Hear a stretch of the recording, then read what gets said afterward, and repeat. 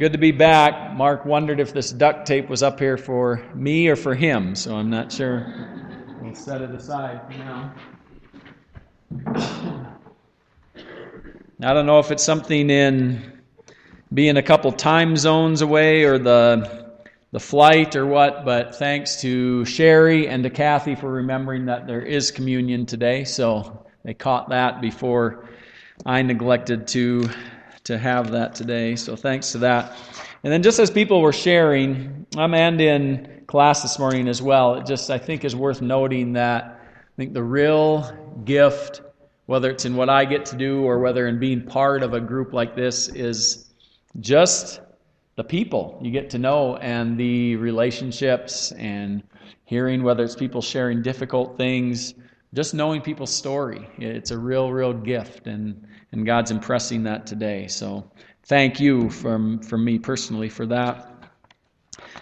We're going to read from a passage in Exodus chapter 32. We're going to read today from the 15th through the 29th verse if you have a Bible. If not, there should be one in front of you. And we'll be reading from the New International Version, which also, I think, tracks what you have in the row in front of you. Exodus 32, starting in verse 15 and reading through verse 29. Moses turned and went down the mountain with the 2 tablets of the testimony in his hands. They were inscribed on both sides, front and back. The tablets were the work of God. The writing was the writing of God, engraved on the tablets. When Joshua heard the noise of the people shouting, he said to Moses, "There is the sound of war in the camp." Moses replied, "It is not the sound of victory. It is not the sound of defeat. It is the sound of singing that I hear." When Moses approached the camp and saw the calf and the dancing, his anger burned, and he threw the tablets out of his hands, breaking them to pieces at the foot of the mountain. And he took the calf they had made and burned it in the fire. Then he ground it to powder and scattered it on the water and made the Israelites drink it. He said to Aaron, "What did these people do to you, that you led them into such great sin?" "Do not be angry, my lord," Aaron answered. "You know how prone these people are to evil. They said to me, 'Make us gods who will go before us.' As for this fellow Moses who brought us up out of Egypt, we don't know what has happened to him. So I told them, 'Whoever has any gold jewelry, take it off.' Then they gave me the gold, and I threw it into the fire, and out came this calf." Moses saw that the people were running wild, and that Aaron had let them get out of control, and so become a laughingstock to their enemies. So he stood at the entrance to the camp and said, "Whoever is for the Lord, come to me." And all the Levites rallied to him. Then he said to them, "This is what the Lord, the God of Israel, says.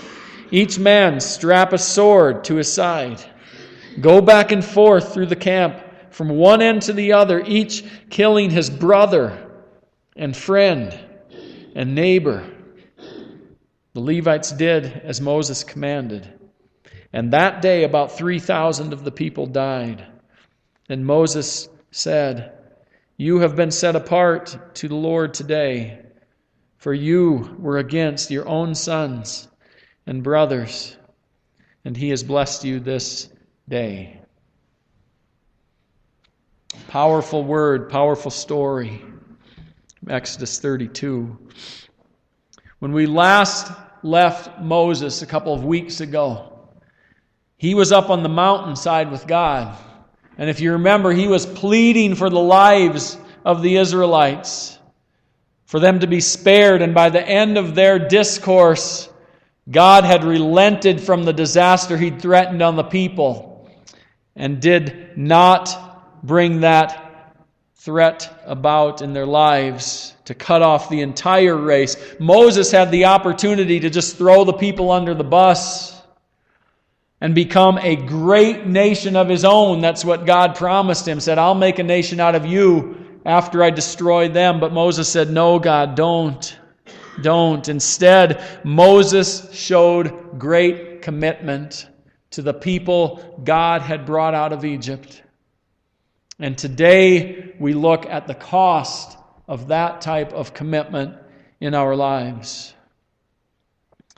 There was a young man who dreamed, as young men do, of becoming the world's next greatest bodybuilder. Guys, I don't know if you remember in your lives that first time you started to notice maybe your body's changing a little bit. You stood in front of the mirror and did that. You know, you might have been 80 pounds or 100 pounds, but you thought, man, I look pretty strong. And you felt like I could just take on anything. So this young man felt that, and he thought, if only I could have this weight set that I saw advertised, I could become the world's greatest bodybuilder. So he got his dad to take him to the store, this huge athletic store, and he led him to the area where the weights were. And parents, raise your hand if you've heard this next line. Please, Dad, I promise I'll use them every day. Anybody ever hear that line? Yeah, we know how that goes. Dad says, I don't know, son, that's a pretty big commitment on your part to make, that you'll use them every day. But please, Dad, I really will, I promise. Son, they're not cheap. This is a big investment. They're expensive. Dad, I promise I'll use them. You'll see. Finally, Dad is won over by his son. He pays for the equipment. And he turns to head for the car. And he gets no more than 10 yards away when he hears his son say, wait, you mean I have to carry them to the car? The commitment of the son is lost quickly. There's a cost to commitment that escapes our faculties when we're excited about something. We get all revved up for something. We embrace a concept with enthusiasm, the concept of bodybuilding or maybe exercise in general. We say, yeah, I'm really fired up for this. I'm on board. Or the concept of a long-term relationship. Yeah, we can do this. Or the concept of a major project in our homes. Or the concept of learning to play guitar. Years later, the guitar remains in its case, unmastered. That's me owning that one. The project remains incomplete with the room torn apart and pieces scattered all over the place, which seems like forever, which is sometimes how our relationships end up looking as well.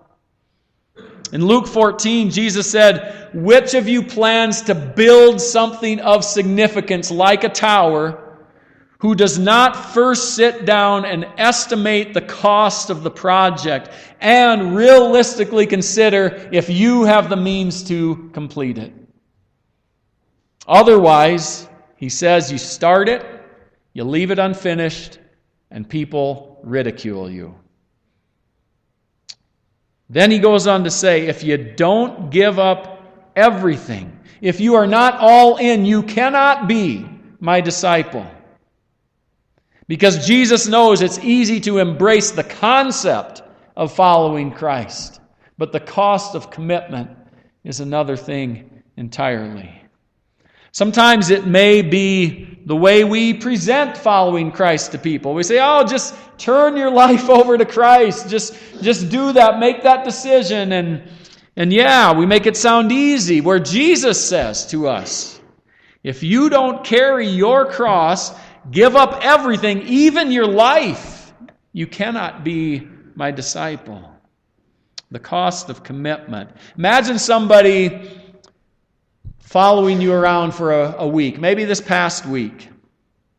Somebody who knew nothing about Christ except that you were his follower because you said you were.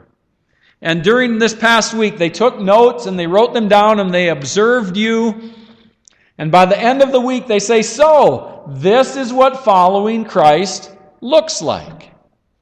What would this be to them if that had been any one of us this past week? Following Jesus is not a concept that we get together once a week to talk about and sing about. What a fellowship, what a joy divine. It's a day-to-day enterprise, and we've got to carry the weights. The aspect of commitment we see in our passage today is not one of people saying, "Oh, we'll do it. We're committed. We're all in, Moses. We're all in, God." We've already seen that failure. What we see today in this passage is the commitment of someone who is invested in the lives around him. Someone who has a deep commitment to the journey that people are on and the part he plays in it. That's what we see in this passage. The commitment of a good friend. The commitment of a leader. The commitment of a coach. The commitment of a brother or sister. The commitment of a spouse to step in and say or do hard things that enable us to get back on track and keep alive the hope of seeing the promised land. Those people who help us experience the cost when we are not counting it for ourselves. So Moses and Joshua come down the mountain.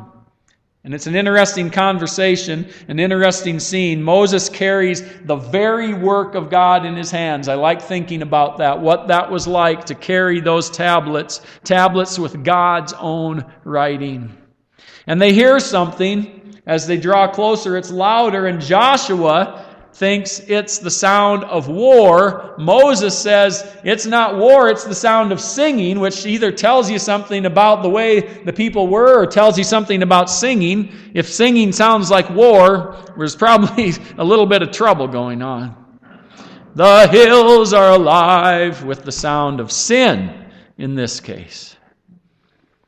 And if sin has a sound, which it did on that day, I wonder what sin sounds like. You have Moses on one hand, carrying the work of God in his hands. And on the other hand, you have Moses hearing the sound of sin. He hears it before he sees it, and then he comes around the corner, and the calf and the chaos come into view, and smash go the works of God written on those tablets. The scene explodes literally throughout the rest of these verses. It's an explosive scene, and not one for the faint of heart. But it is a scene of commitment. And Moses doesn't shy back from it, and neither should we. Neither should we.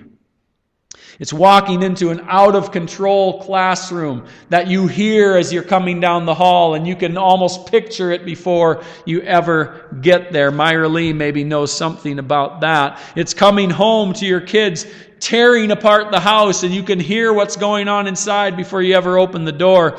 It's discovering the unthinkable scene sometime of our behavior as adults, and we hear that it's going on, but we can hardly believe that it's true until we see it, and it tears our hearts. And then into view come the calf and the chaos. And nothing prepares us for what happens when it comes into view. If you've been there, if you've been the one discovering the scene, you may recall the moment and know that your response sometimes becomes almost an out-of-body experience, because what you say and do in those next moments, you may not remember it later, but something strong happens in that time.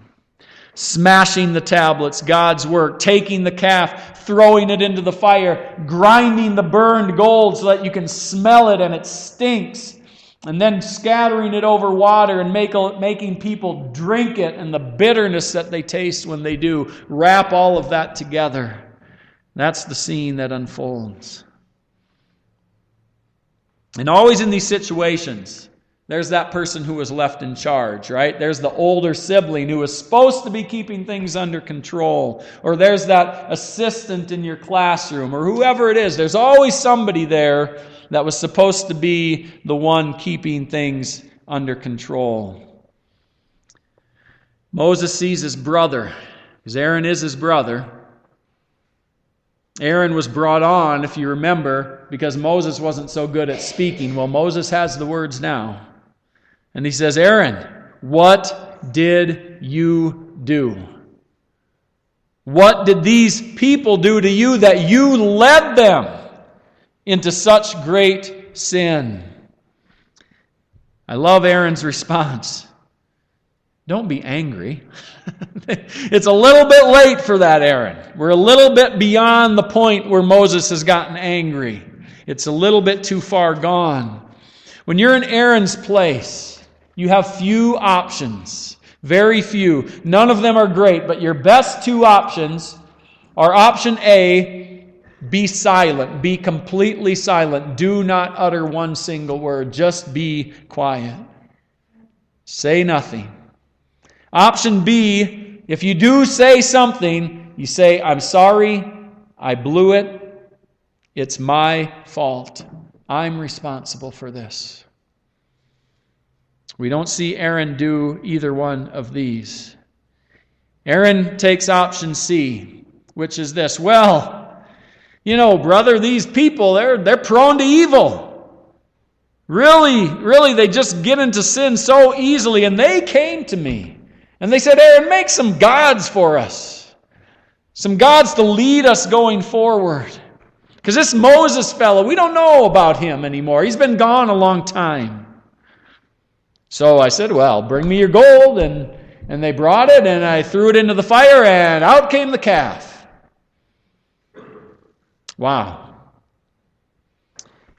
If we give Aaron the benefit of the doubt and don't believe him to be completely stupid to think Moses would believe that a calf just leapt out of the fire on its own, we can possibly interpret him saying, as any of us might find ourselves saying, one thing led to another, and the behavior quickly spiraled out of control.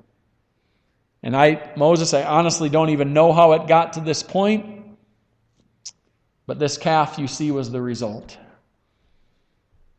We could interpret that as the intent in what he's saying. In Proverbs 15, where it says, a soft answer turns away wrath, Aaron spoke the words from the second half of that verse, the words that stirred up Moses' anger even more, made him even angrier. Moses had been carrying the words of God in his hands, the words of the promise prepared for the people. We can picture Moses excited to present, guys, this is what God's given me for us as we move forward. He was excited about it, and then he sees the people out of control, and he sees that it's his very own brother that has either let them or led them to be out of control. And he sees that they look like fools to everybody around them. What happens next is in one way hard to fathom. Moses calling people to him, those from the family line of Levi responding, and them wading through the whole group, through the whole camp, and striking down family, friends, neighbors until 3,000 people are dead. And it's difficult to wrap our minds around that scene of destruction and despair. But what comes to us today is this. The lasting message for us is that it is gravely important, deadly serious, eternally consequential, that we speak to, that we take difficult steps in, that we take drastic action toward. Any behavior in our families, among our friends, in our church, that we see and know leads towards danger and destruction. We're called to do it. And I'm not talking about judgment and control and our judgment upon people. There's plenty of that. I'm talking about confronting and being committed to a relationship and to a person so that they turn to or turn back to the path that leads to life, back to the path of following Christ. How often have you heard, I wish someone would have told me, I wish someone would have said something to me when I was in that place, because even when we don't initially like it, I'm convinced that in our souls we want to be confronted when we know that it's for our best. I had 2 students this week, freshmen. Haven't taught freshmen for a number of years, but I am again, and it's interesting. You learn the different behaviors that you kind of forget as you teach older students. And they were exhibiting, these 2 were, let's just say, less than studious behavior during class one day, and it was impacting the class. So I had them stay after, and they knew my displeasure. Interestingly, in regard to this scripture, one of them listened to me in silence, while the other was quick to say, yeah, but he had an answer for what I was approaching him about. And then I pulled out the sword, and no, I didn't pull out a sword, but I did pull the classic line and said, come see me tomorrow at the end of class, and I'll let you know the consequence. Give them a little time to let it settle. So the next day came, and we went through class, and I had the detention slip in my drawer, tucked safely away, filled out with their names on it. And you know what? Throughout that entire class, they were engaged in the lesson. They were working diligently in their group beyond any reasonable expectation. And at the end of the class, they came forward, and I was behind my desk, and they stood before me to receive their sentencing from the judge. And I took out the detention slip, and I affirmed their behavior that day, and I tore it up, and I threw it away. We have family members. We have friends engaging in behavior that's disrupting their lives, that's threatening their future, not just here, but in eternity. It has them on a course of destruction. And we don't want to get involved, because we don't want them to be mad at us. We don't want to risk losing the relationship. Don't we know that they will stand, as will we, before our Creator one day? Do we really want to sound like Aaron did when that day comes? We need to speak honestly with each other as a church body. We need to, as they say in sports, protect this house, because it's been given to us as a gift by God. We need to be able to say to each other, because we love each other and are committed to each other, we need to be able to say, listen, this is not healthy for you. This is not the right thing to do. And I'm not coming as your judge, I'm coming as your brother and sister. And even if they get mad, I think they will see our commitment to that over time. If we say this needs to change. Next week, we will conclude our look at commitment with how healthy commitment plays out in a church body, in a strong, healthy church. But for now, it's enough to know that there are costs to commitment. Commitment costs. You know, Jesus did not simply say, I'm committed to your life here and in eternity, and I'll hope to see all of you in heaven one day. Bye now. Thousands of years after the scene of the Levites swinging their way through camp with their swords back and forth and back and forth, Jesus became the very behavior that they were eliminating that day. He became sin for us. As the whips went back and forth across his back, as the fists went back and forth, smashing his face till it was unrecognizable, as the reed went back and forth on top of his head. As Pilate went back and forth in his decision on what to do with Jesus, as the hammer went back and forth, pounding the nails into his hands and feet. Jesus became both the sight and the sound of sin for us. That is how committed he is to our lives.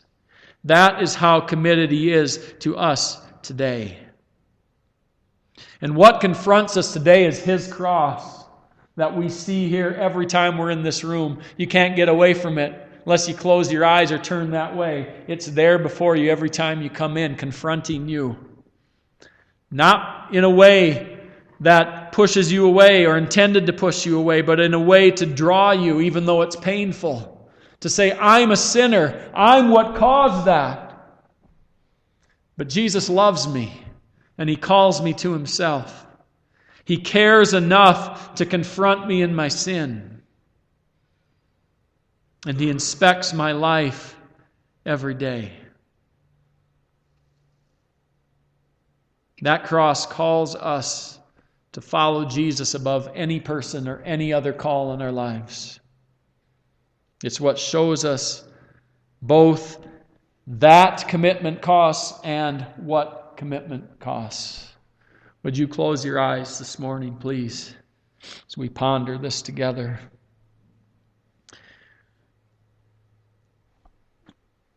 Jesus, we thank You for Your word that extends back to the time of Moses and God's plan for those people, a plan that could have easily been derailed and they never get to the promised land, except that God used Moses to care enough to confront